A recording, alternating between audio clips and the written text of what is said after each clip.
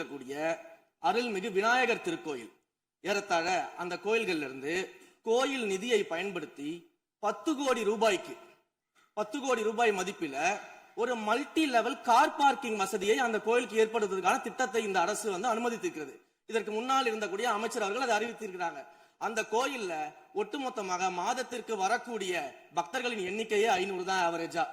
அதே போல அந்த கோயில்களுக்கு அடிப்படையில கழிப்பறை வசதி கூட கிடையாது. இது மட்டும் இல்ல, குன்னூர் மற்றும் உதகையை சுற்றி இருக்கக்கூடிய அனைத்து பகுதிகளிலும் இருக்கக்கூடிய 50 கோவில்கள்ல பேசிக்கா இருக்கக்கூடிய டாய்லெட் ஃபெசிலிட்டிஸ் கூட அங்க இருக்கக்கூடிய கோயில்களுக்கு கிடையாது.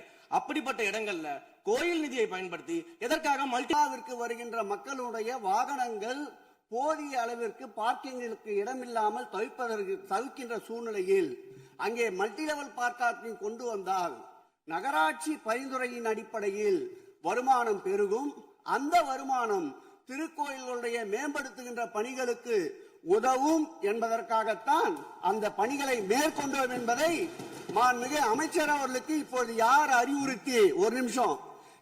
அறிவுறுத்தி இந்த அரசாணையை வெளியிட்டிருக்கின்றாரோ அவர்தான் அப்பொழுது ஆணையாளராக இருந்தபோது இதே அறிவுறுத்தின் பேரில் அரசாணையை வெளியிட்டிருக்கிறார் என்பதை பேரவைத் தலைவர் வாயிலாக அமைச்சருக்கு தெரிவித்துக் கொள்கிறேன்.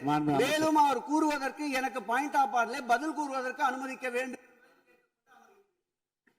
மாண்புமிகு பேரவைத் தலைவர் அவர்களே, குன்னூரில் இருக்கக்கூடிய அந்த விநாயகர் கோயிலுக்கு சொந்தமான இடத்துல மல்டி லெவல் கார் பார்க்கிங் அமைப்பதற்கு ஏற்கனவே அங்க இருக்கக்கூடிய நகராட்சி நிர்வாகம் ப்ரப்போசல் வழங்கிய போது அந்த நகராட்சி நிர்வாகத்திடம் நம்முடைய நிலத்தை குத்தகைக்கு கொடுத்து அதன் மூலமாக இருக்கக்கூடிய வருவாயை வைத்துக் கொண்டு நாம் முடிந்த வரையில் நம்முடைய கோயில்களுக்கு தேவையான அடிப்படை வசதிகளை நாம் செய்து கொடுக்கலாம். ஆனால் கோயில் நிதியவே 10 கோடி எடுத்து அங்கு மல்டி லெவல் கார் பார்க்கிங் எந்த விதமான பொதுமக்களும் பக்தர்களும் கேட்கல.